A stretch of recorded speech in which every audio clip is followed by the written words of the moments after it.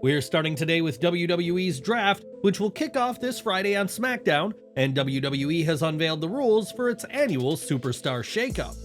The draft on SmackDown will span 4 rounds, totaling 16 picks, with 6 rounds on Raw, amounting to 24 picks, meaning there'll be 40 picks in total. Notably, champions from each brand are safeguarded from being drafted, except for the WWE Women's Tag Team Champions, who are eligible for selection. In a break from the norm, SmackDown will make the first pick on night 1 of the draft, while Monday Night Raw will have the honor during night 2.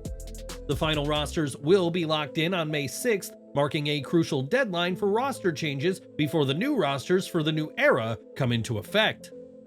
The rule about champions could lead to some serious changes, as while World Heavyweight Champion Damian Priest will stay on Raw, the rest of the Judgment Day might not. Similarly, with the Kabuki Warriors eligible to be drafted, it's possible that the Women's Tag Team Champions are moved to a show away from Damage Control's Dakota Kai and Io Sky. Like last year, the roster changes won't take effect immediately, meaning that current feuds will wrap up at or before the Backlash France Premium Live event next week.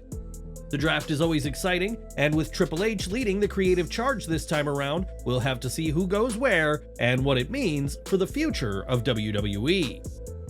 One name fans aren't expecting to see during either show is Roman Reigns, as he's on a break from WWE right now, but the Tribal Chief will still be eligible to be drafted. Reigns will be part of the talent pool for night 1 of the draft, and after years as Universal Champion, it'll be interesting to see what's to come for the head of the table.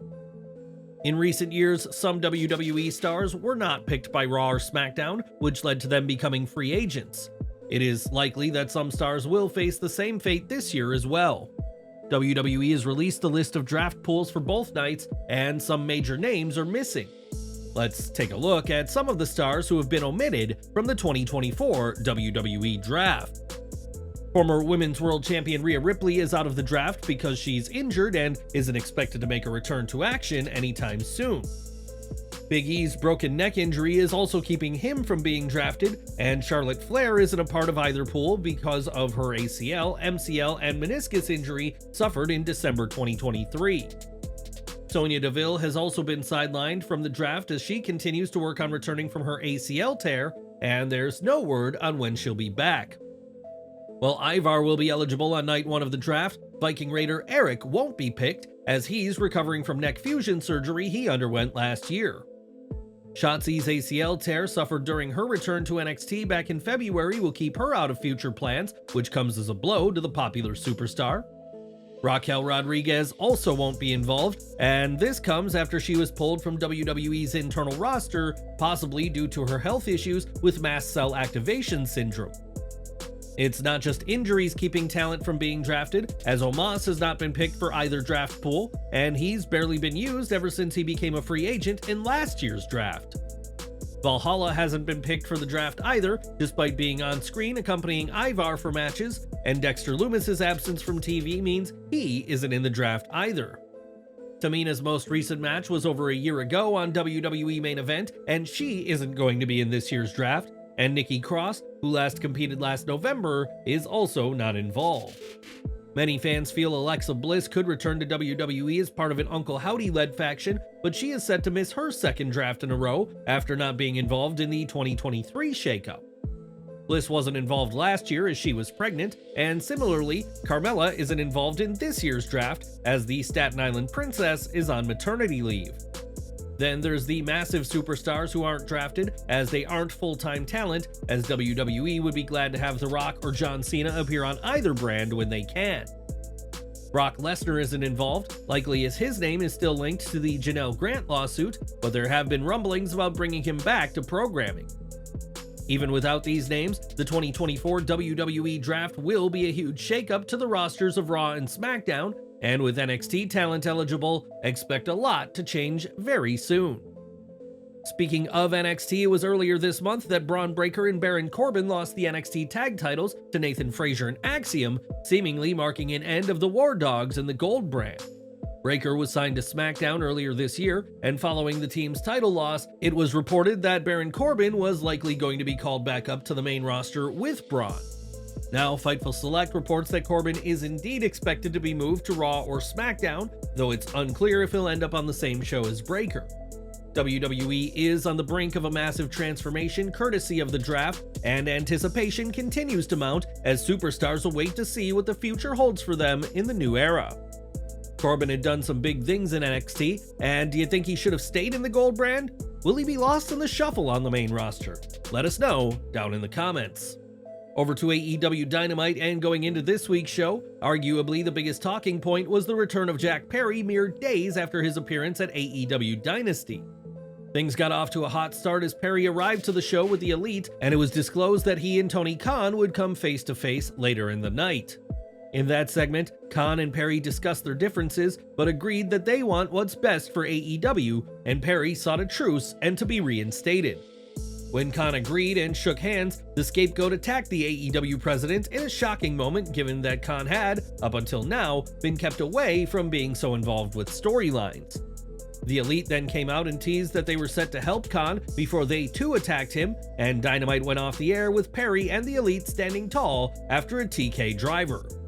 Medical personnel tended to the injured Khan, and Tony's father Shahid Khan made his first ever appearance on Dynamite to tend to his son. In a backstage video, the angry Perry defended his actions, stating, "You took 8 months of my career, and you just got what was coming to you." With Khan out of commission, we'll have to see who steps up in this new AEW and what the Elite does next, as the faction is taking no prisoners, as we saw on Dynamite.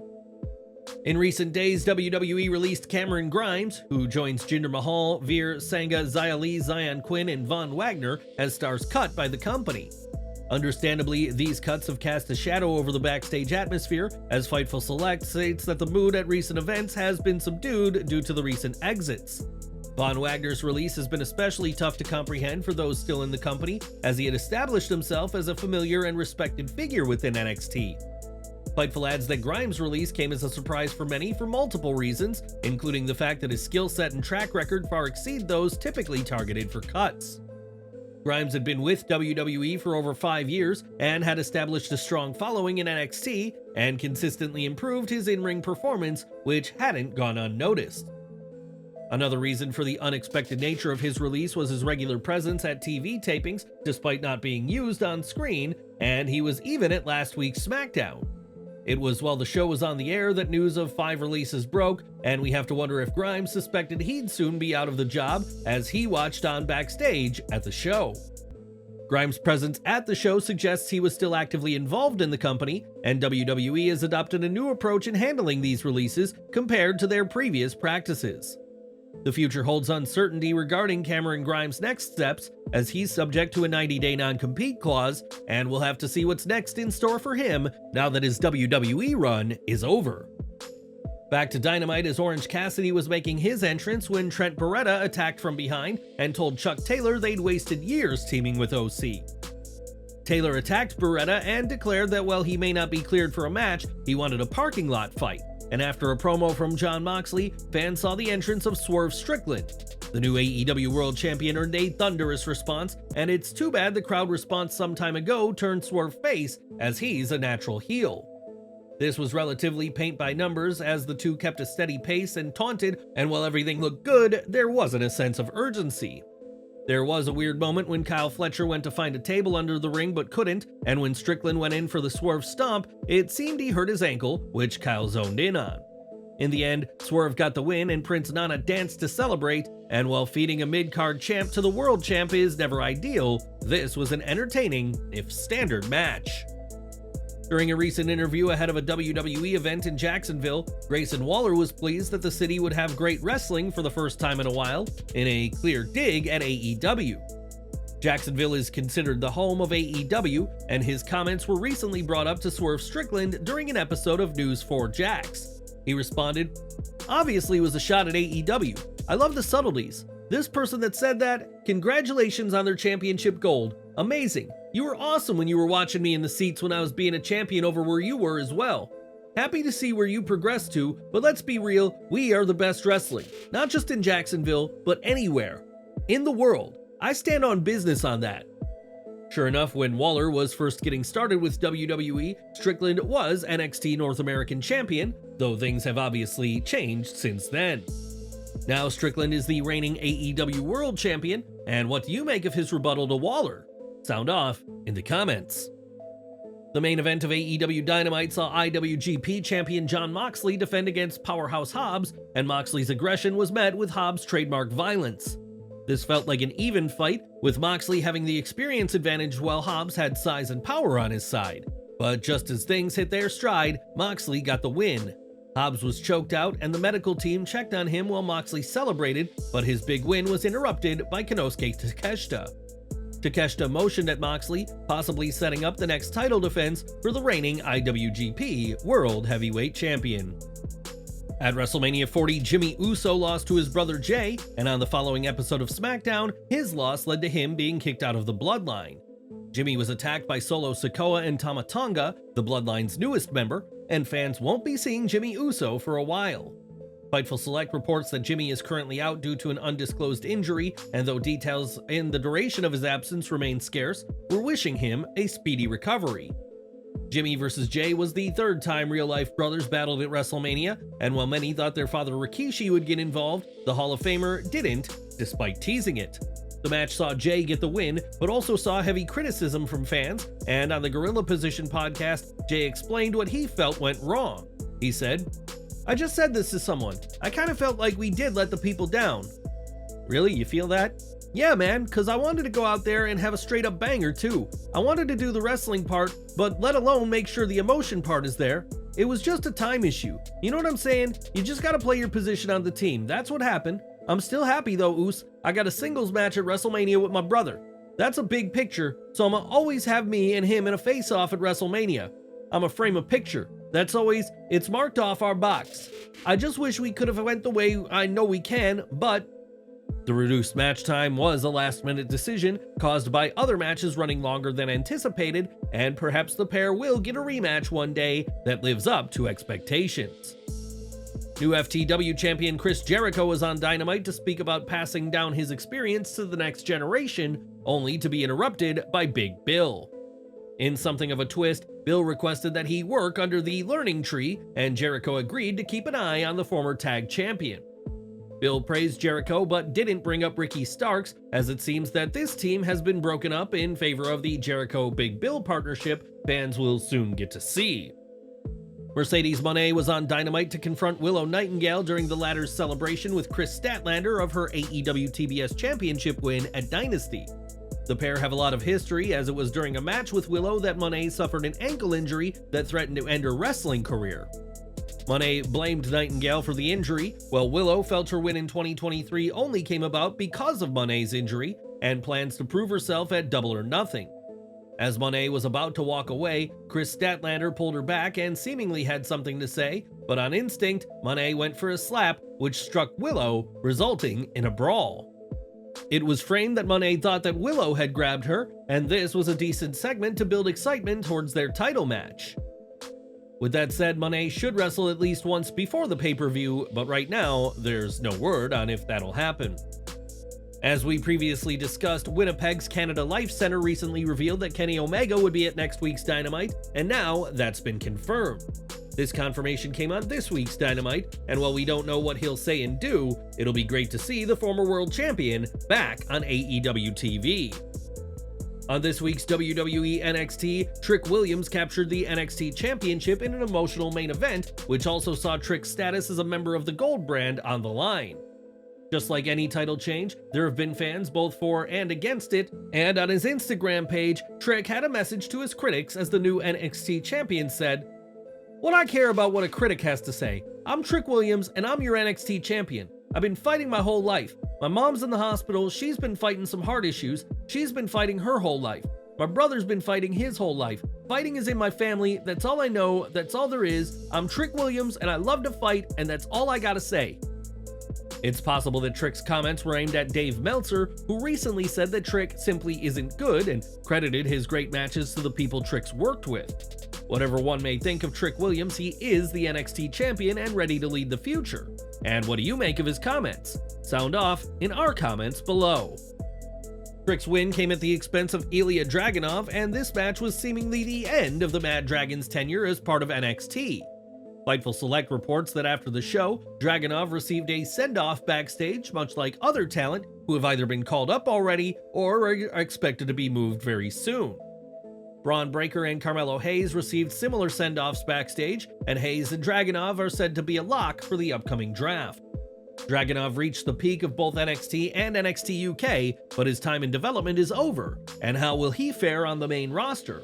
Time will tell.